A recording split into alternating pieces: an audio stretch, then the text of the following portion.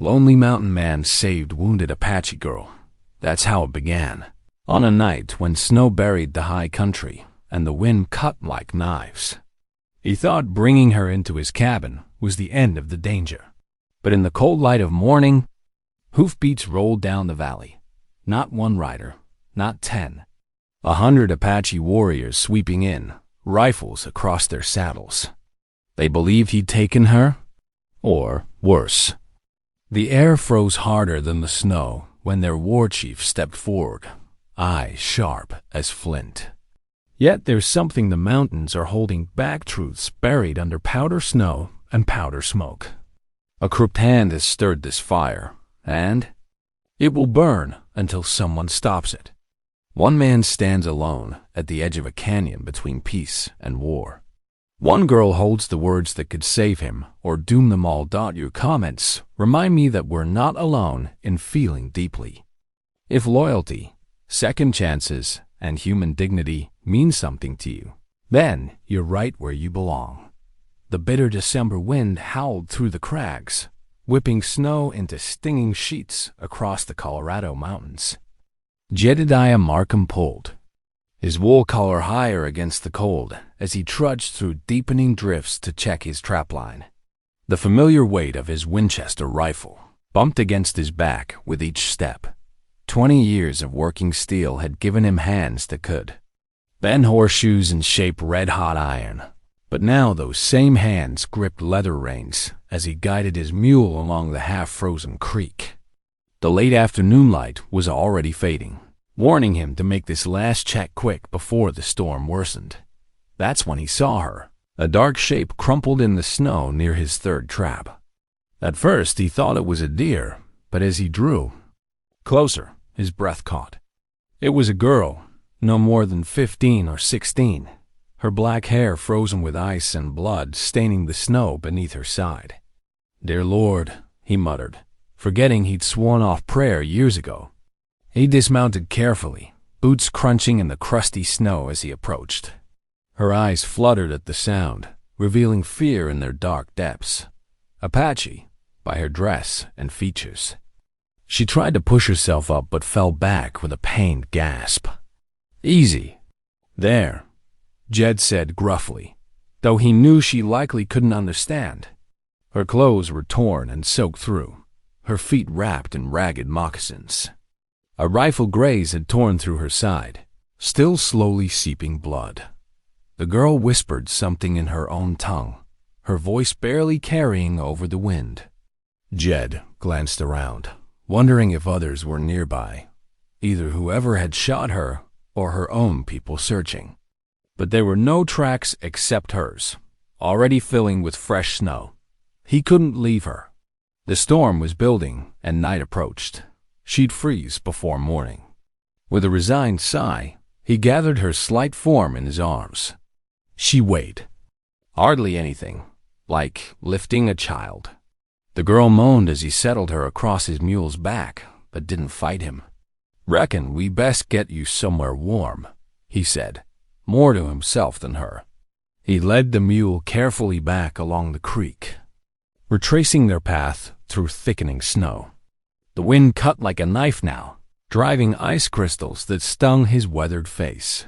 His cabin appeared as a dark bulk against the white world, smoke still curling from the stone chimney.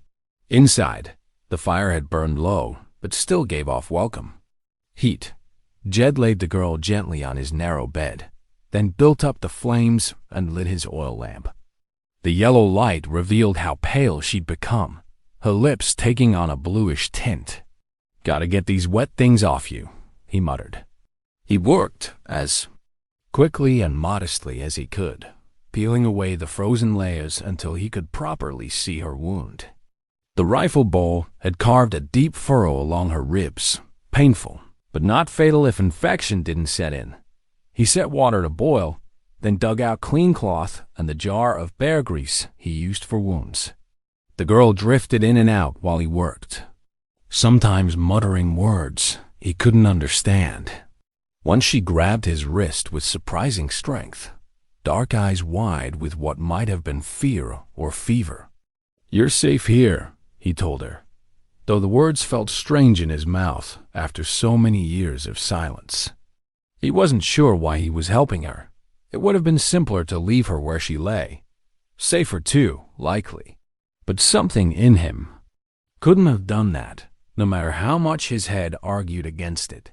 Jed finished binding her wound, then covered her with every blanket he owned. The storm screamed against the log walls now, rattling the oil paper window. He settled into his chair by the fire, rifle across his knees more from habit than any real worry. The girl's breathing had steadied, though occasional shivers still racked her thin frame. In the lamplight, her face looked young and vulnerable, reminding him painfully of another face he tried hard to forget. His wife Sarah, gone these 5 years along with their infant son, taken by the fever that swept through the ranch where he'd worked as blacksmith. He'd fled to the high country after that, turning his back on God and men alike. Now here he sat, watching over a wounded Apache girl who'd literally fallen across his path. The Lord, it seemed, had a sense of humor. Outside, snow continued to fall in the gathering dark, erasing all trace of their passage through the winter woods. Jed added another log to the fire and settled in for a long night, knowing his solitary life had just become considerably more complicated. The night wind rattled the cabin shutters like angry fists pounding to get in. Jed stoked the fire every few hours, watching his unexpected guest drift between sleep and fevered murmuring. The girl's face glistened with sweat despite the cold. Her black hair spread across his only pillow dot as the first gray light of dawn crept through the oil paper window. Jed stirred the coals and hung his old iron pot over the flames. The familiar smell of beans and salt pork soon filled the small cabin. He glanced over to find the girl watching him with dark, cautious eyes. "Reckon you might manage a few bites," he said, keeping his voice low and even. He spooned some beans into a tin bowl and approached slowly, like he would a spooked horse. The girl pushed herself up slightly against the rough wooden headboard, wincing at the movement. Jed held out a spoonful, and after a moment's hesitation, she accepted it. Her hand trembled, but she managed to swallow. "Tala," she whispered after the third spoonful, touching her chest with one slender hand. "Tala," Jed repeated carefully. He tapped his own chest. "Jed." She nodded, then surprised him by adding in halting English, "Thank ...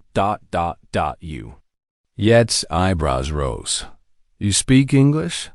"Little," Tala replied, then pressed her hand to her side with a grimace. "Best keep you near the fire today," Jed said, helping her shift closer to the hearth. He'd treated enough wounds to know the next day or two would tell if fever took hold. Throughout the morning, he coaxed spoonfuls of broth into her, watching. Her strength slowly returned up by afternoon. Tala had improved enough to sit up properly, wrapped in one of his wool blankets. Jed brewed fresh tea, adding a generous spoon of his precious honey, the last trade good he'd gotten from the general store before winter set in. She sipped it gratefully, some color returning to her cheeks. "Cloth?" she asked suddenly, pointing to her bandaged side. "Need ... new." Jed nodded and gathered his medical supplies. To his surprise, Tala took the clean cloth from his hands and began unwrapping her old bandage with practiced movements. Her fingers moved surely despite their trembling. "You've done this before," he observed. She nodded. "Many times. For family." Her English was broken but clear enough. Together they cleaned and redressed the wound, which looked angry but showed no signs of serious infection. As evening approached, Tala spotted his torn glove lying near the bed. She picked it up, examining the split seam with careful fingers. "I fix," she offered, making a sewing motion. Jed almost refused. He'd managed fine with torn gloves before, but something in her determined expression made him nod. He found his small sewing kit, unused since Sarah's death, and handed it over.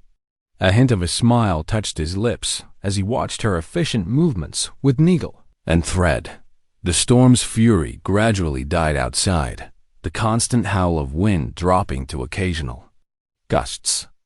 Darkness crept in early, as it always did in these mountains. Jed built up the fire one last time for the night and settled into his chair, leaving Tala his bed again just before sleep took her. Tala's soft voice filled the cabin with words he didn't understand, a prayer in Apache, he guessed. The musical sound seemed to warm the space in a way his fire couldn't, making the rough cabin feel almost like a home again. Jed lay awake in his chair, memories he'd fought hard to forget rising, unbidden in his mind. Sarah had prayed every night too, her gentle voice thanking God for their simple blessings. He'd lost his taste for prayer after losing her and their newborn son, but something about Tala's whispered words stirred those buried feelings. He watched the firelight play across the cabin's log walls, thinking of how quickly life could change. Yesterday morning, he'd been alone, content in his solitude. Now he sat guard over an Apache girl who somehow reminded him of everything he'd run from, and maybe some things he shouldn't have. The fire crackled softly, its warmth reaching into the room's shadows. Tala's breathing had settled into the rhythm of deep sleep, peaceful now where it had been labored the night before. Jed pulled his blanket tighter around his shoulders and closed his eyes, wondering what tomorrow would bring. The morning dawned bright and cold. The storm's fury spent at last. Fresh snow draped every branch and boulder in pristine white. Jed rose early, adding wood to the banked coals until flames leaped up to chase away the chill. Tala slept soundly, her breathing steady and strong. He'd wrapped her in both his quilts last night, leaving himself just a thin blanket. Still, he reckoned she needed the warmth more than him. The woodpile had grown low during the storm. Jed pulled on his coat and boots, then eased the cabin door open without waking his guest. Outside, the temperature bit at his exposed skin. His breath clouded in the still air as he trudged through knee-deep snow to the chopping block. The rhythmic thunk of his axe split the morning silence. Jed worked steadily, the familiar motion warming his muscles. He'd need extra wood now, with someone else to keep warm. Strange how quickly he'd adjusted to having another person in his space after so many years alone, when he had enough split wood to last a few days. Jed peered through the cabin window. Tala hadn't stirred. He scratched a note in the snow near the door with a stick, marking arrows to show which direction he'd gone. She might not read English, but she'd understand his meaning if she woke. While he was checking his trap line, the forest stood hushed under its white blanket. Snow-laden pine boughs creaked overhead as Jed made his way along the familiar path. His snowshoes left clear tracks, easy to follow home if the weather turned. The first few traps held nothing but snow. He reset them with fresh bait, working his way toward the ridge. Near the top, something caught his eye. Horse tracks crossed his path, cutting east to west. Jed knelt to examine them closer. The prints were fresh, their edges still sharp in the new snow. No drift had filled them yet. Someone had passed this way since the storm cleared, and recently at that. Yet's neck prickled. He rarely saw other people this high up, especially in winter. Hunters generally stayed in the lower valleys this time of year. He quickened his pace, checking the remaining traps, eager to return to the cabin. The sun had passed its peak when Jed finally trudged back through his own morning tracks. As he approached the cabin, he spotted movement at the window. Tala stood there, one hand braced against the rough-hewn logs for support. Her dark eyes scanned the tree line, alert despite her weakness. "Ought to be resting," Jed said as he stamped snow from his boots inside the door. Tala started slightly at his voice, but didn't move from her post. "I sleep too much," she replied, her English careful but clearer than yesterday. Jed hung his snow-covered coat by the fire, Healing takes strength. Meat to eat to get your strength back. He began preparing a simple supper of dried venison and the last of yesterday's beans. They ate in comfortable silence as afternoon light faded from the small window. Tala managed a full portion this time, color returning to her cheeks. But something in her watchful gaze told Jed she carried more than just physical wounds. "Those who shot you," he said finally, keeping his voice neutral. "They were at the reservation agency?" Tala's shoulders tensed. She set down her tin cup slowly. "White soldiers, guards for agent." Her hands twisted in her lap. "My brother, very young. They'd push him, make him carry heavy things. I try to stop them." Her voice hardened. "They laugh, then get angry when I not stop. One point's gun, but I knock it away. It goes off." She touched her injured side. "I run into hills. They shoot more, but not follow in storm." Jed nodded slowly, reading between her careful words. He'd heard tales of corruption at some agencies, supplies meant for the tribes being sold off, people being forced to work without pay. But he didn't press for details. The girl's guarded expression told him she held back parts of her story. Instead, he asked, "Your brother, he is safe?" "I think yes. Others there, they help him." But uncertainty flickered in her eyes. As darkness settled over the cabin, Jed added more wood to the fire. He positioned his chair where he could see both the window and door, then wedged a thick log against the base of the door. It wouldn't stop anyone determined to get in, but it would give warning. Tala watched his preparations without comment. She settled into the bed, but Jed noticed she kept her moccasins on beneath the quilts. Whatever trouble she'd fled was still too close for comfort. Sleep came slowly to Jed that night. He dozed in his chair, waking at every crack of frost-struck wood or whisper of wind. The girl's story turned over in his mind like stream stones, smooth on the surface, but with sharp edges hidden beneath. Those fresh horse tracks nagged at him too. Someone was moving through his mountains, and he reckoned they weren't just passing. 2 days passed in quiet routine. Tala's strength returned steadily, though she still favored her injured side. The morning sun sparkled on fresh powder as Jed helped her bundle up in one of his spare wool coats. It hung past her knees, but she seemed grateful for the warmth. "Time you got some exercise?" Jed said, holding the cabin door. "Short walk to start." Tala nodded, determination in her dark eyes. She stepped carefully into the snow, testing her footing. Jed stayed close, ready to steady her if needed. They made their way slowly along the tree line where the drifts weren't as deep. "Look here." Jed pointed to a series of delicate impressions in the snow. Deer passed through before dawn. The tracks told a clear story, a doe and yearling moving downslope toward sheltered feeding grounds. Tal studied the prints. "We say ba," she offered softly. "Ba?" Jed tried to match her pronunciation, but the unfamiliar sound caught in his throat. A quiet laugh escaped her, the first he'd heard. No, listen." She repeated the word, drawing it out carefully. Jed tried again, mangling it worse than before. This time, her laughter rang clear across the snow-hushed valley. The sound stirred something in his chest, a warmth he'd nearly forgotten. They continued their slow circuit, Tala teaching him more Apache words for the things they saw: rabbit, pine tree, snow. Jed stumbled over most of them, but she showed patience, correcting him gently. By the time the sun began its descent, they'd made a complete loop back toward the cabin.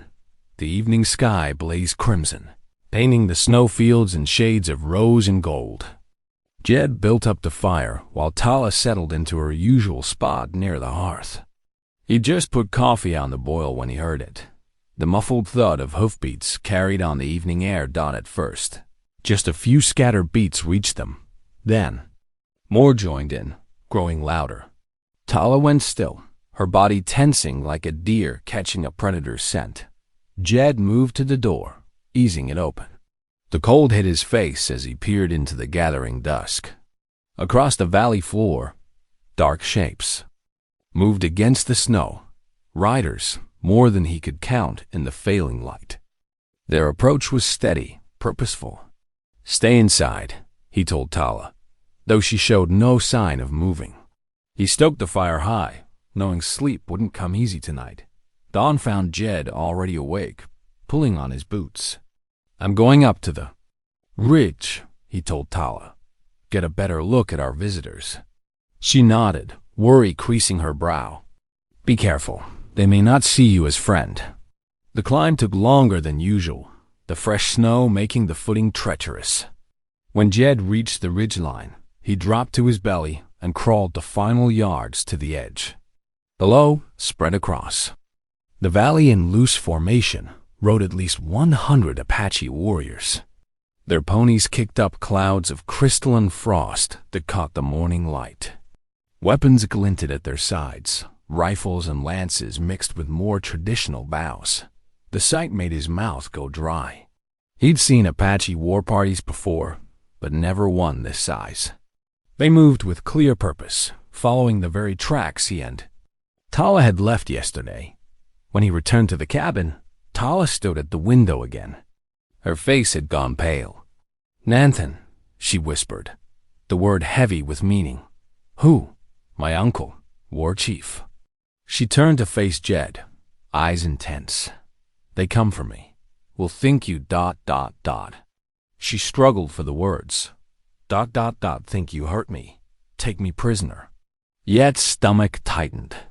He'd seen what happened to settlers caught between Apache warriors and those they believed had wronged their kin. But he couldn't blame them. Too many times their trust had been betrayed by those claiming to help.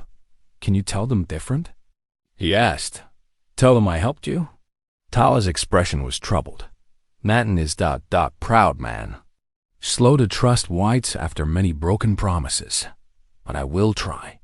She straightened her shoulders, touching her healing side. "You saved my life. I tell truth." The thunder of hooves grew closer. Jed checked his rifle out of habit, though he knew it would do little good against so many. Their best hope lay in Tala's word being believed, and in whatever honor her uncle's. Warriors might grant a man who'd helped one of their own. The morning sun climbed higher, casting long shadows across the snow-covered clearing. Jed stood in his cabin's doorway, watching the tree line.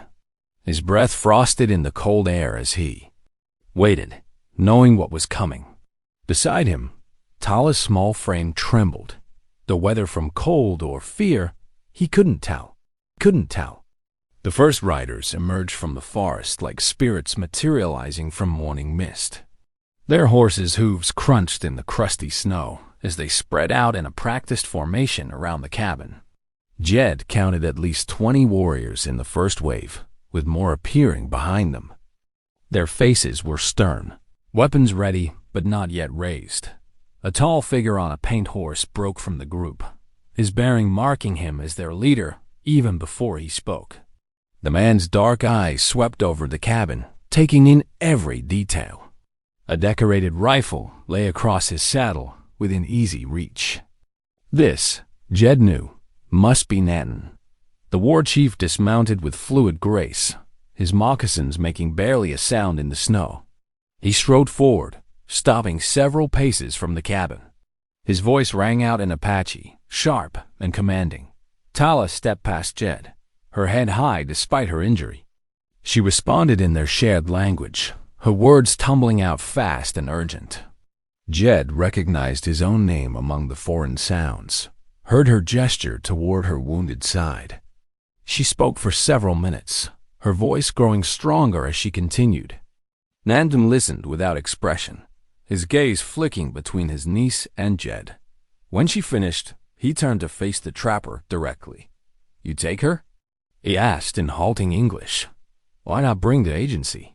"Found her half frozen by the creek," Jed answered, keeping his voice steady and his hands where they could be seen. "She was shot, bleeding. Couldn't leave her to die in the snow. Agency's 3 days' ride. she wouldn't have made it. Why keep her here? Nanton's hand rested near his knife hilt. She needed healing. Still does. Jed met the chief's intense stare. Won't hand her over unless she says that's what she wants. A murmur ran through the watching warriors. Several shifted their rifles, but Nanton held up one hand, silencing them. He studied Jed for long moments, reading something in the trapper's weathered face. Tala spoke again in Apache, touching her uncle's arm. She gestured to the cabin, then to her bandaged side. Nanton questioned her briefly, his tone sharp. She answered without hesitation, pointing to the herbs drying near the cabin's window, the clean bandages, the pot of healing salve. The war chief's expression softened slightly. He turned back to Jed. My people say white man cannot be trusted. Too many lies, too many broken words. Can't speak for others? Jed replied. Only myself. Your niece needed help. I gave it, that's all. Nanton nodded slowly, as if coming to a decision. He raised his voice, calling out in Apache to his warriors. One by one, they lowered their weapons, though their faces remained wary. She stays, Nanton declared, until wound heals proper. He gestured, and two young warriors rode forward. Tatsi and Kai will watch. Make sure no harm comes. The younger men dismounted, leading their horses to a spot where they could observe both the cabin and the surrounding area. They moved with the quiet confidence of experienced scouts, their eyes missing nothing. Much obliged, Jed said carefully. She have what she needs. Nanton spoke quietly with Tala for several minutes. She nodded repeatedly, casting occasional glances at Jed. Finally, the war chief mounted his paint horse, gathering his reins. 7 days, he announced. We return. If she is well, she comes home. If not, he left the threat unspoken but clear. Jed inclined his head in acknowledgement. 7 days. At a signal from their chief, the warriors began withdrawing into the trees, moving as silently as they had appeared. Soon only Tatsi and Kai remained, already setting up a small camp within sight of the cabin. Tala touched Yet's arm lightly. Thank you, she said softly, for speaking truth to my uncle. Not many would stand before him so. Jed shrugged, uncomfortable with the praise. Truth's all I got to give. Best get back inside. Your side needs tending. As he followed her into the cabin, Jed felt the young warrior's eyes on his back. The next week would test them all. This fragile truce built on nothing more than his word and a young girl's trust. But for now, at least, no blood had been spilled in his small clearing. That would have to be enough that the days stretched long and quiet after Nanton's departure. Winter sunlight glinted off the snow, casting blue shadows beneath the towering pines. Tatsi and Kai maintained their watchful post from a small camp within clear view of Yet's cabin, their cook fire sending thin wisps of smoke into the crisp mountain air. Inside the cabin, Tala's strength returned steadily. She moved carefully at first, favoring her injured side, but soon began helping with small tasks. One morning, she noticed Jed checking his steel traps before heading out. I show you better way, she said, pulling dried willow branches from her bundle. Her fingers worked quickly, weaving the flexible wood into perfect loops. For rabbit. No metal needed. Jed watched, intrigued, as she demonstrated how to set the snares along game trails. Reckon that's mighty clever, he admitted, studying the simple but effective design. The young Apache warriors kept their distance initially, but their rigid postures gradually softened as days passed. Kai, the younger of the two, began watching Yet's hunting technique with poorly concealed interest. When Jed shouldered his sharp single-shot rifle one morning, Kai rose from his post. I come, he said simply, checking his own weapon. Watch how you track. Jed nodded, accepting the company. They moved through the snow-laden forest in comfortable silence, following deer signs. When Jed dropped a buck with one clean shot at 200 yards, Kai's eyes widened with respect. "Good rifle," the young warrior commented, helping to dress the deer. "Good shot. Much obliged," Jed replied. "Been using this one near 15 years now." Their shared task created a bridge of understanding that words alone couldn't build. After that, Kai joined more of Yet's hunting forays, while Tatsi maintained watch over Tala. During quiet moments around the cabin, Tala began teaching Jed basic Apache words. "Zaz," she said, pointing to the snow. "T, for the river that ran beneath winter ice." "K," indicating the fire that kept them warm. Jed repeated the words carefully, earning small smiles when he managed the unfamiliar sounds correctly. The language lessons helped pass the long evening hours while he worked at his bench, sharpening and maintaining his collection of steel traps. Outside, Tatsi and Kai's low voices carried across the snow as they talked by their fire, their words a gentle murmur in the gathering darkness. Sometimes Tala would sit by the cabin's window, listening to their stories with a homesick expression that made Yet's chest tighten with memories of his own losses. On the 5th day, hoofbeats announced Nanton's return. The war chief appeared.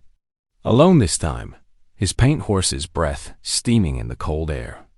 Jed met him at the cabin door, gesturing welcome. Nanton dismounted smoothly, his sharp eyes taking in every detail of the scene. The neat woodpile, the hanging deer meat, his warrior's relaxed posture. Inside, Tala stood straight and strong, no longer favoring her wounded side. The chief examined her injury carefully, his fingers gentle as he checked the healing flesh. "Good," he said finally, nodding approval. "Clean. No fever marks. Would you take coffee?" Jed asked, already moving to the fireplace where the pot kept warm. "Might take the chill off." Nanton considered for a moment, then inclined his head. "Yes, coffee good." Jed poured 2 tin cups, handing one to his guest. The men sat in silence, sipping the hot drink. Steam rose between them like the ghost of old suspicions, slowly fading in the cabin's warmth. "You care for her well," Nanton said finally, gesturing toward his niece, as father would. "She's a good girl," Jed replied quietly. "Smart, strong spirit, like her mother was." Nanton's voice held old grief. He studied Jed over the rim of his cup. "You lose family too. I see it in your eyes." Jed stared into the fire, memories of his wife and son sharp as winter frost. "Long time ago," he managed. The chief nodded, understanding in his silence. When he spoke again, his words carried weight. "Man who honors another's child honors all children. Shows good heart." They finished their coffee without further talk, but the silence had changed. No longer taut with distrust, but comfortable as an old blanket. When Nanton rose to leave, both men knew something had shifted between them, like spring ice breaking up on the river. 2 more days, the chief said, mounting his horse. "Then we come for her." Jed nodded, watching until Nanton disappeared into the trees. Inside, Tala smiled at him, a real smile that reached her eyes. That evening, for the first time, Kai and Tatsi accepted Yet's invitation to share supper in the cabin. As snow began falling softly outside, the small room felt warmer than it had in years. The bitter cold of mid-January settled over the mountains like an iron blanket. Frost crept up the cabin's window panes in delicate patterns, while the wind whistled through every tiny crack in the log walls. The temperature dropped so low that the river, usually flowing beneath a thin sheet of ice, froze solid straight through to its rocky bottom. Jed stood at the river's edge, scanning the white expanse for any sign of open water, his breath frosted. In the air, as he turned to Kai and Tala, who had accompanied him on this morning's water search. "Looks like we'll need to haul ice again," he said, adjusting his wool scarf. "River's frozen hard as stone." Kai nodded, already using his hatchet to chip at the thick ice. Many days' walk to find moving water, he said, his voice muffled by the cloth wrapped around his face. Better to melt this. Tala worked alongside them, her movements careful but sure as she helped load blocks of ice onto the crude wooden sled they'd fashioned. Her wound had healed well enough that she could manage light work, though Jed still watched her for signs of strain. They worked in companionable silence, the only sounds being the crack of ice and the scrape of their tools. When the sled was full, Jed and Kai took up the ropes to pull it, while Tala walked behind, steadying the load. Back at the cabin, as they stacked the ice blocks near the door, Tala paused. Her dark eyes seemed distant, troubled by memories. Jed, she said softly, I need to tell you something about why I run.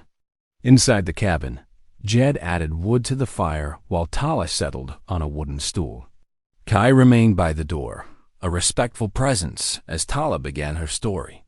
The agent at reservation, she started, her English careful but clear. He take food meant for my people. Flour, beans, dried meat, all sold for money. Her hands clenched in her lap. Many children hungry. My brother, he tried to stop them taking. Last winter stores. Yet's jaw tightened as he listened. He'd heard tales of such corruption before, but hearing it from Tala made his blood boil. Agent's men, they grabbed my brother. Her voice trembled slightly. I tried to help him. Then shot come. She touched her side where the bullet had grazed her. I run. Not know if my brother. She trailed off, unable to finish. Yet's hands gripped his knees, knuckles white with anger at the injustice. Ain't right, he said roughly. Ain't right at all. My uncle Nanton, he tried to make Army listen, Kai added from his post. They not hear him. As darkness fell, bringing another wave of bitter cold, hoofbeats sounded outside. Jed reached for his rifle out of habit, but Kai had already looked out the window. Nanton, he announced, pulling open the door. The war chief entered in a swirl of snowflakes, carrying a bundle wrapped in deerskin. His usually stern face softened at the sight of his niece. I bring food, he said, unwrapping smoked venison. Share with friends who help my people. The word friends hung in the air, significant. As a peace pipe. Jed nodded, honored by the gesture. He moved to his workbench and picked up something he'd been saving, a tin coffee pot he'd carefully repaired, its dents hammered out and handle resoldered. Much obliged for the meat, he said, holding out the pot. Noticed yours was worse for wear last time. Thought you might could use this one. Nanton took the pot, examining the careful repairs with appreciation. He understood it for what it was, not just a useful item, but a gesture of respect between men. Good work, he said finally. Strong mending. They settled around the fire, sharing coffee and venison while moonlight filtered through the windows. Outside, snowflakes danced in the silver light, but inside the cabin, warmth spread beyond the physical heat of the flames. Tala served the men coffee in tin cups, moving with the quiet grace that reminded Jed of his lost wife. He pushed the painful thought aside, focusing instead on Nanton's presence. The chief sat with dignity, but his posture was more relaxed than in previous visits. Cold moon brings hard times, Nanton said, gesturing at the frozen world outside. Good to have shelter. Good to have ... He paused, searching for the right word. ... Understanding between people. Jed nodded, knowing this went beyond the simple sharing of food and shelter. Something deeper had grown in these winter weeks. Trust, respect, maybe even the beginnings of friendship. As the evening wore on, the coffee pot made its rounds, filling cups and warming hands. The venison's rich flavor filled the cabin with the scent of smoke and sage. Outside, the brutal cold continued its reign, but inside, the warmth of shared humanity kept it at bay. February turned the Colorado Valley into a frozen wasteland. Snow piled in deep drifts against the cabin walls, and icicles hung like crystal daggers from the eaves. Yet inside the small dwelling, life had found a gentle rhythm that surprised both its occupants. Jed sat cross-legged by the iron stove, showing Tala how to clean the flue pipe. His rough hands moved with practiced ease as he demonstrated the proper way to scrape away the built-up creosote. "See here?" he said, holding up the wire brush. "Gotta get all the black stuff out, or it'll catch fire come spring." Tala nodded, her dark eyes intent on his movements. She had proven to be a quick study with mechanical things, her clever fingers already mastering several repairs around the cabin. "Now you try," Jed said, handing her the brush. She took it carefully, mimicking his motions. When she reached too far into the pipe, soot puffed out, leaving a black smudge across Yet's nose. Her laughter, bright and unexpected, filled the cabin. "You look like..." She searched for the English word, then gave up and said something in Apache that made Kai, standing guard by the door, chuckle too. Jed wiped his nose with the back of his hand, leaving an even bigger smear. This only made Tala laugh harder, and he found himself smiling despite himself. Their days fell into a comfortable pattern. Mornings began with melting snow for water and stoking the fire. Tala would mend clothes while Jed checked his trap lines. In the afternoons, they worked together on whatever needed fixing: a loose floorboard, a torn boot, a dull knife that needed honing. One crisp morning, Nathan arrived with an unexpected invitation. "You come to camp," he said to Jed. "See where we live. Fix things there too, maybe." Jed hesitated only briefly before nodding. "Reckon I could do that." The ride to the Apache camp took half a day, their horses breaking trail through deep snow. Tala rode beside him, pointing out landmarks and teaching him their Apache names. The winter sun hung low in the sky, casting long shadows across the pristine white landscape dot as they crested a ridge. Jed saw the camp spread out below them in a sheltered valley. Smoke rose from several fires, and children played in the snow, their shouts carrying clearly in the cold air. Women moved between the lodges, some carrying firewood, others weaving baskets from strips of white bark. Jed felt the weight of many eyes upon him as he dismounted. He was likely the first white man many of these people had seen up close who wasn't wearing a soldier's uniform. But Nanten's presence beside him and Tala's obvious trust seemed to ease their concerns. A group of men approached, carrying 2 rifles in need of repair. Jed examined them carefully, noting the broken firing pins and worn springs. He set up a makeshift work area near one of the fires, using tools he'd brought in his saddlebags. "These'll shoot true again," he promised, his hands already busy with the repairs. While he worked, children gathered at a safe distance to watch. He could hear them whispering in Apache, probably commenting on his strange appearance and clothes. One brave boy edged closer, fascinated by the tiny springs and metal parts Jed handled with such care. After fixing the rifles, Nanten led him to a wagon with a cracked wheel. The wood had split along the grain, threatening to collapse under any real weight. Jed studied the damage, then showed several young men how to reinforce the wheel with metal bands heated in the fire and shaped to fit. "Good teacher," Nanten commented, watching Jed guide the others through the repair. Throughout the day, Jed observed the camp life around him. Women worked hides with stone scrapers, their movements precise and practiced. Others wove intricate patterns into baskets, their fingers moving steadily despite the cold. Children rolled balls of snow, building small structures that they defended in mock battles. It was so different from the stories he'd heard in town about savage Indians. These were people living their lives, caring for their families, working to survive the harsh winter just like anyone else. When it came time to leave, Tala's face glowed with happiness from seeing her people again. She had spent time with the women, speaking rapidly in Apache, catching up on news and sharing stories. Even the brutal grip of winter seemed unable to dim her spirits now. As they rowed back toward his cabin, Jed glanced at her. "Your folks seem like good people," he said simply. Tala nodded, her eyes bright. "They are my heart," she replied. "Thank you for fixing things, for understanding." The sun was setting as they approached the cabin, painting the snow-covered valley in shades of pink and gold.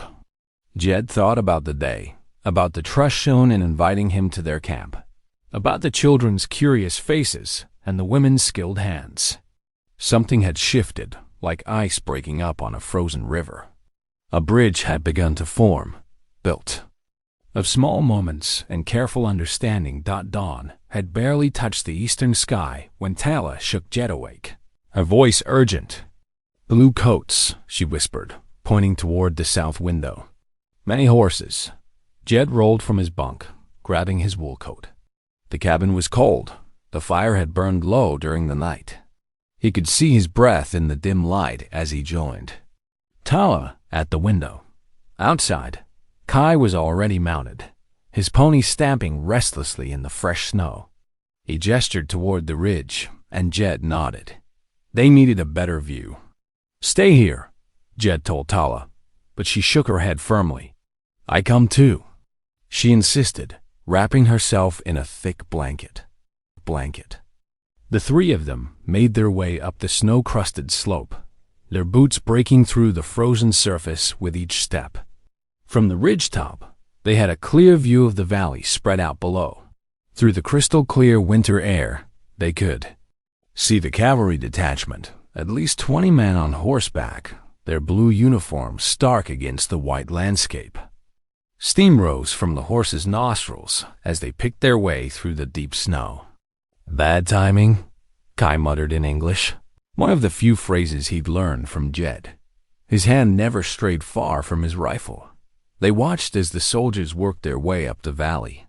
The morning sun glinted off brass buttons and rifle barrels. Jed's jaw tightened. He'd avoided the army for years, preferring the solitude of his mountain cabin. Now they were bringing trouble right to his door. By midday, hoofbeats echoed through the frozen air as the cavalry unit reached the cabin. Their lieutenant, a young man with a carefully trimmed mustache, rode slightly ahead. His horse danced nervously as he reined in before the cabin door. "You there?" he called out, spotting Jed and the others returning from the ridge. "I am Lieutenant Harrow of the United States Cavalry. We're searching for stolen property from the reservation agency." Jed stepped forward, positioning himself between the soldiers and Tala. "Ain't nothing stolen here, Lieutenant." Harrow's eyes narrowed as he spotted Tala. "That Apache girl, she's wanted for questioning about the theft. Hand her over." "She's under my protection," Jed said firmly. "Been recovering from a wound these past weeks." "A wound she likely got while stealing government property," Harrow sneered. "Men, search the cabin." Two soldiers dismounted, their spurs jingling as they approached the cabin door. Kai's hand moved to his rifle, but Jed caught his eye and shook his head slightly. The young Apache warrior's face was tight with anger, but he understood. One wrong move now could turn the snow red. "You got no right to search my home without cause," Jed protested, but Harrow cut him off. "I have every right when tracking stolen property and harboring suspects." The lieutenant's voice carried the arrogant certainty of someone unused to being questioned. "Stand aside, or we'll consider you an accomplice." Tala stepped forward, her voice clear despite her limited English. "I steal nothing. Agent Crawford steal from my people. Sell food meant for children." Harrow's face flushed red. "Be quiet, girl. Your kind are all thieves and liars." Yet's hands clenched into fists at the insult, but he forced himself to remain. Still, the soldiers were now ransacking his cabin, throwing open trunks and upending his few pieces of furniture. "Nothing here, sir," one called out after a few minutes. "Search the outbuildings," Harrow ordered. "And that Apache camp we passed in the valley, we'll head there next." Kai spoke rapidly in Apache to Tala, his voice low and urgent. She replied, just as quickly, her expression worried. "Lieutenant," Jed tried again, "you're making a mistake. This girl, the mistake was yours. Trapper, taking in an Apache fugitive." Harrow turned to his men. "Arrest him. We'll sort this out back at the fort." 2 soldiers advanced toward Jed, while others trained their rifles on Kai. The tension in the air was thick enough to cut with a knife. One wrong move, one spark, and the whole situation would explode. Jed slowly raised his hands, showing they were empty. "Easy now," he said, as much to Kai as to the soldiers. "No need for bloodshed." The soldiers roughly grabbed Yet's arms, binding his wrists with rope. Tala cried out in protest, but Kai held her back, understanding that resistance now would only make things worse. "You're making a powerful mistake," Jed said as they led him toward a spare horse. "That Indian agent's the real thief. If you just listen." "Enough," Harrow snapped. "Take him to the fort. We'll deal with his Apache friends soon enough." The last thing Jed saw as they led him away was Tala's face, fierce and determined, as she whispered something to Kai. Whatever peace they'd found in these winter months had shattered like ice in a spring thaw, and Jed could only pray it wouldn't end in tragedy. The morning sun cast long shadows across the frozen valley as more hoofbeats approached the cabin. Jed, who had spent an uncomfortable night under guard in his own home, looked up as Lieutenant Harrow returned with at least 30 more soldiers. The cavalry horses' breath steamed in the crisp air as they formed a ring around the cabin.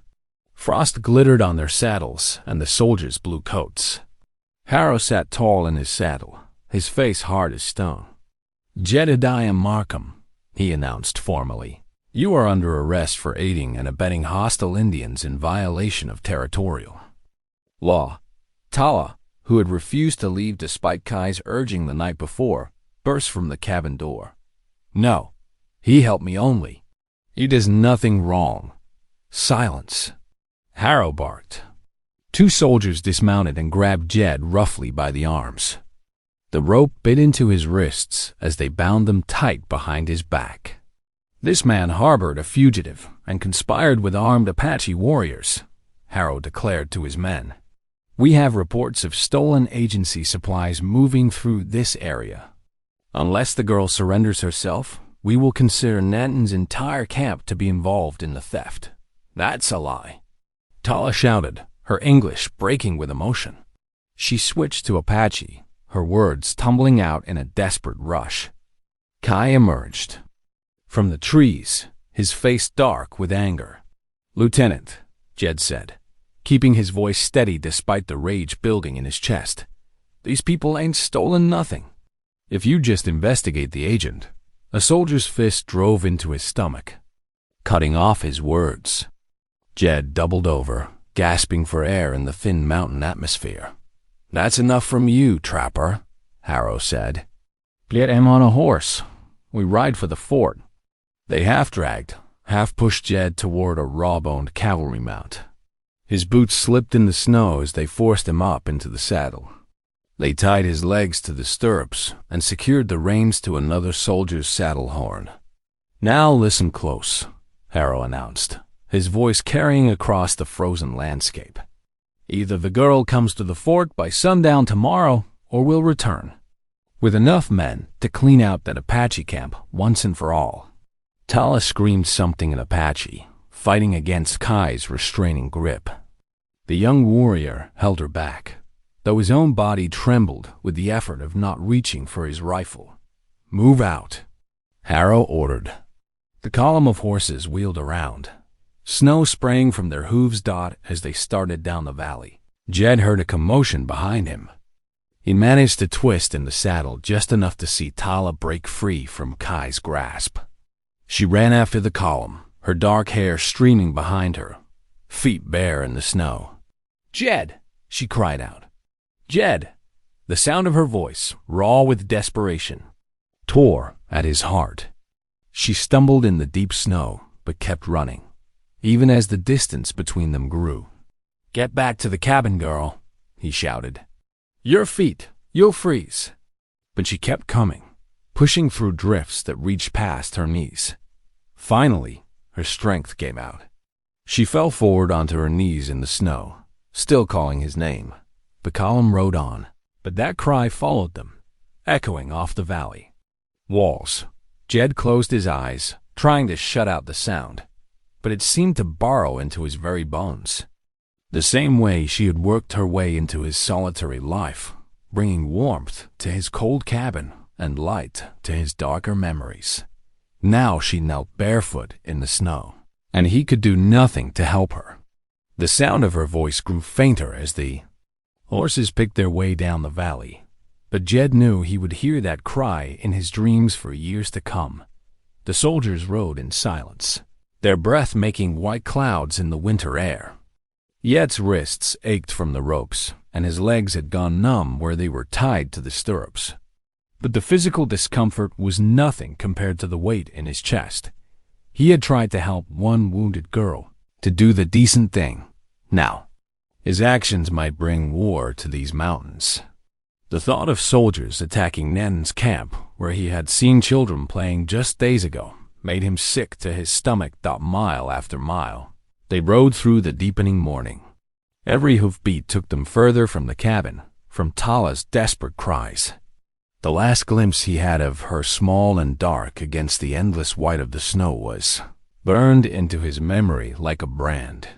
The sound of her voice calling his name seemed to linger in the frozen air long after she had vanished from sight, a reminder of how quickly peace could shatter in these unforgiving mountains. The stockade walls rose 10 feet high, rough-hewn logs planted deep in frozen earth. Inside his cell, Jed paced a small space, his boots scuffing against splintered floorboards. Moonlight filtered through gaps in the timber, casting thin silver lines across the dirt-packed ground. The February wind found every crack, whistling through the walls and chilling him to the bone. Heavy boots approached outside. The door creaked open, and Colonel Davies stepped in, his breath visible in the cold air. The commanding officer's weathered face bore the stern lines of a career soldier, but his eyes held a thoughtful look that gave Jed pause. "Markham," Davies said, removing his leather gloves. "The lieutenant's report is troubling. Harboring hostiles, interfering with agency business. These are serious charges. Could be considered treason." Jed stood straight, meeting the colonel's gaze. "Sir, that girl was shot protecting her brother from corrupt men. She needed help, plain and simple. Any decent man would have done the same. Perhaps," Davies tucked his gloves into his belt, "but decent men don't usually live alone in the high country for years." "Why'd you really take her in?" The question struck closer to home than Jed expected.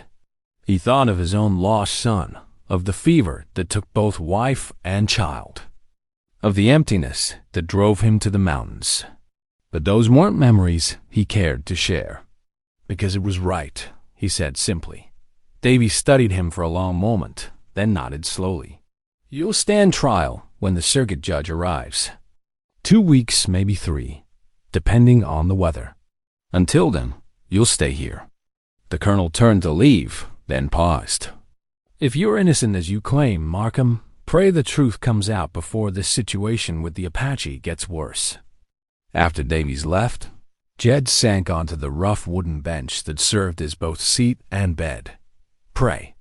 He hadn't done that since Sarah and the baby died. But now, with Tala in danger and war threatening these mountains, the words came naturally. "Lord," he whispered into the darkness, "keep that girl safe. Don't let my actions bring bloodshed to her people." Miles away, under the cover of darkness, Tala rode beside her Uncle Nen. Their ponies' hooves made soft crunching sounds in the snow as they picked their way through the trees. Behind them, Topsy and Kai led 4 more warriors, all chosen for their stealth and skill. Tala had spent hours convincing Nanton to help her. She spoke of Yet's kindness, his honor, the way he'd respected their ways and earned their trust. But what finally swayed the chief was her description of the agent's corruption, the stolen supplies, the threats, the violence against her brother. "The white man's justice must see this truth," Nanton had said last. "But we must be careful. One wrong move could start a war." Now they approached the fort from the north, keeping to the deepest shadows. The moon sailed behind clouds, dimming its revealing light. Ahead, lanterns flickered along the fort's walls, their yellow glow casting uncertain shadows on the snow. Tala's heart pounded as they drew closer. She had studied the fort's layout during her 2 days of planning with the young warriors. Kai had scouted the guard rotations, while Tatsi found a spot where the wall timbers had begun to rot near the ground. They dismounted in a grove of pines, leaving the ponies ground-tied and quiet. Tala touched her uncle's arm, speaking softly. "In Apache, I must go alone from here. The fewer who enter, the better our chances." Nanton gripped her shoulder, his face grave in the darkness.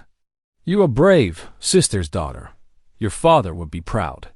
He pressed something cold and heavy into her hand, a brass key. "From the agent's office.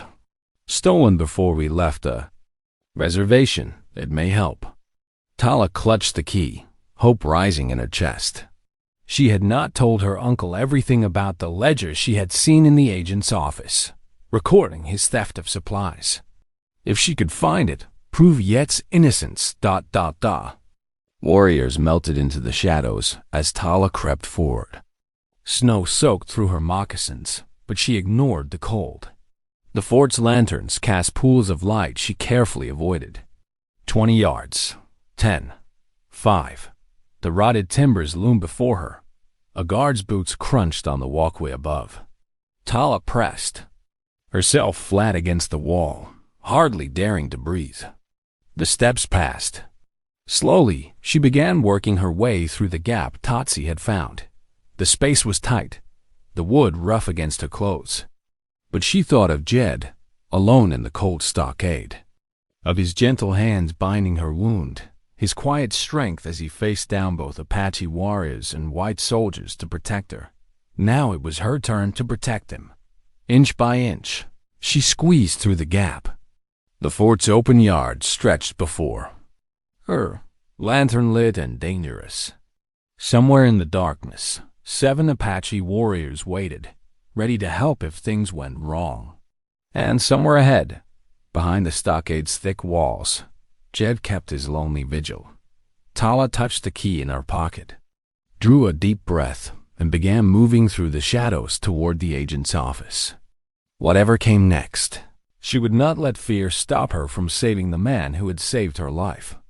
Tala pressed herself against the cold fort wall, her heart thundering in her chest. Ahead, a sentry slumped in his chair beside the stockade entrance. His chin dropped to his chest in sleep. The steady rise and fall of his shoulders told her he was deep in slumber. Worn down by the bitter night watch. Kai materialized from the shadows like a ghost, his moccasins silent on the packed earth. He gestured toward a narrow space between the buildings, then pointed to the sleeping guard. Tala nodded, understanding. They would need to time this perfectly, moving with the careful precision her uncle had taught her. Tala crept forward. Each step was placed with deliberate care, her weight rolling from heel to toe to avoid any sound. The distance seemed to stretch endlessly, though it was only a few yards. Her breath caught as a board creaked beneath her foot. The sentry stirred, mumbling something unintelligible. Tala froze, barely daring to breathe. After what felt like hours, his chin settled back against his chest, and soft snores resumed. Kai touched her elbow, guiding her past the guard. The stockade door was secured with a heavy iron lock. Tala's fingers trembled as she withdrew the brass key her uncle had given her. It slid into the lock with a faint click that seemed deafening. In the night silence, the door swung open on well-oiled hinges. Tala slipped inside, leaving Kai to watch the entrance. Moonlight filtered through the gaps between logs, creating pale strips across the floor. In the furthest cell, a figure stirred. "Jed," she whispered, hurrying to his cell. "It's me." He rose quickly from his bench, moving to the bars. "Tala, what in heaven's name are you doing here?" His voice was rough with concern. She pressed her hand through the bars, and his larger one engulfed it, warm despite the cold. "I found it," she whispered excitedly. "The agent's ledger. It shows everything, the stolen food, the bribes, all of it. He kept records of every theft." "You shouldn't have risked," Jed began, but Tala squeezed his hand. "You risked everything for me," she said firmly. "Now I make things right." A sound from outside made them both tense. Kai's low whistle followed, the signal they had agreed. Upon. Dawn was approaching. "I must go," Tala whispered. "But I will return with help." Yet's fingers tightened briefly around hers. "Be careful, little one." Tala slipped back into the night, locking the stockade door behind her. She and Kai made their way to the agent's office, where she had hidden the ledger beneath loose floorboards the previous evening. The sky was beginning to lighten as they retrieved it, the thick book heavy with its damning evidence. They separated at the corner of the parade, Ground Kai melting away to rejoin the warriors, while Tala straightened her clothes and smoothed her hair. She would face what came next alone. The fort was stirring to life as she crossed the open yard. A bugler sounded reveille, and soldiers emerged from their barracks, stamping feet against the cold. Several stopped to stare at the young Apache girl walking purposefully toward the commander's office. Colonel Davies was already at his desk when she knocked. He looked up, surprise flickering across his weathered features. "Young lady," howded. Tala stepped forward and laid the ledger on his desk. "You want truth, Colonel. Here's truth." Davies frowned but opened the book. His expression darkened as he turned the pages, seeing columns of numbers that didn't match official reports. Notes about private arrangements with suppliers, and lists of goods sold that should have gone to the reservation. "Where did you get this?" he demanded. "The agent's office." Tala replied in careful English. "He shot at me when I caught his men stealing. My brother tried to stop them. They hurt him." Her voice caught, but she forced herself to continue. "Jed. Markham only helped me because I was wounded. He's a good man. Honest man." Baby studied her for a long moment, then returned to the ledger. His jaw tightened as he read further. Finally, he reached for his bell, summoning an orderly. "Fetch Lieutenant Harrow," he ordered. Immediately. While they waited, Davies questioned Tala further. She told him everything about the agent's systematic theft of supplies, about her confrontation with his men, about Yet's care for her wound, and his respectful treatment of her people. The lieutenant arrived looking uncertain. His confidence faltered further when he saw Tala standing there. "Lieutenant," Davies said coldly, "you will immediately release Mr. Markham from the stockade. Then you will dispatch riders to recall the patrol headed for the Apache camp." He tapped the ledger. "We've been pursuing the wrong criminals." "Sir, Harrow began. "That was not a suggestion, Lieutenant." Davies' voice cracked like a whip. "Now." Harrow saluted stiffly and left. Tala's shoulders sagged with relief as she heard him shouting orders in the yard. Through the office window, she watched soldiers running toward the stockade. Minutes later, Jed emerged, squinting in the morning light. Their eyes met across the parade ground. A smile spread across Yet's weathered face, the first real smile she had seen from him. In that moment, Tala knew that whatever came next, they would face it together. Two people from different worlds who had found trust in the depths of winter. The morning sun cast long shadows across the fort's parade ground as Jed stepped into the crisp air, his legs stiff from the cold cell. Tala rushed forward, her face bright with relief. While Manton stood tall beside her, his bearing dignified despite the early hour. The Apache chief's dark eyes held a new warmth as he nodded. To Jed. Colonel Davies ushered them into his office, where a small table had been prepared with coffee and hardtack. Steam rose from tin cups as they settled around the weathered wood, the morning light streaming through frosted windows. "The agent will face charges," Davies stated, his voice firm.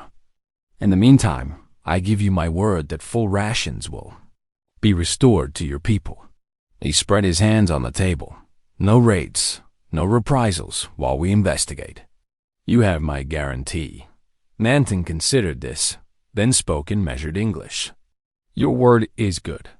If you keep it, we will have peace." The colonel nodded, relief visible in the easing of his shoulders. "Mr. Markham, you are free to return to your cabin. The army owes you an apology." Jed cleared his throat. "Much obliged, Colonel.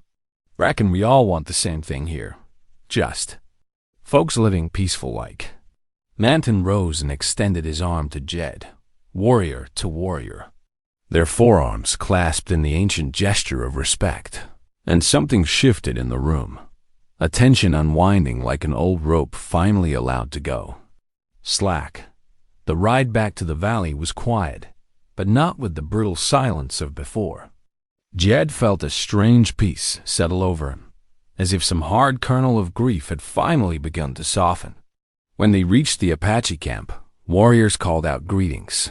Children ran to touch Tala's stirrup, and her laughter rang out clear and free, the first real joy she had shown since that snowy day he found her by the creek. The valley transformed as spring crept into the high country. Patches of grass emerged from beneath melting snow, and the creek's ice fractured into gleaming shards. Jed found himself spending more days in the Apache camp, the rhythmic ring of hammer on anvil echoing across the warming air as he taught young warriors the art of metalwork. His makeshift forge drew curious onlookers. Children gathered around, wide-eyed, as he shaped glowing iron into useful tools. In the evenings, these same youngsters would crowd close, begging for tales of his trapping days. Their small faces glowed in the firelight as he spun stories of mountain adventures. One evening, during a feast celebrating the spring hunt, Tala stood before the gathered tribe. Her voice rang clear as she called Jed adopted father in both Apache and English. Pride shone in her eyes, matched by the approving nods of the elders. Nanton clasped his shoulder, the gesture speaking volumes. Later, as Jed sat by the council fire, he watched sparks dance toward the star-filled sky. The warmth of the flames matched the warmth in his chest. Looking at Tala laughing with her cousins, at Nanton's quiet strength, at the families gathered in circles of firelight, he realized the truth. The empty spaces in his heart had filled without him noticing. Here, among these people, he'd found more than shelter. He'd found home. The mountain shadows stretched long across the valley, but for the first time in years, Jed felt truly whole. Thanks for tuning in. These stories remind us that life is more than headlines. It's about heartlines. Subscribe if you want more moments that make you pause, feel, and reflect.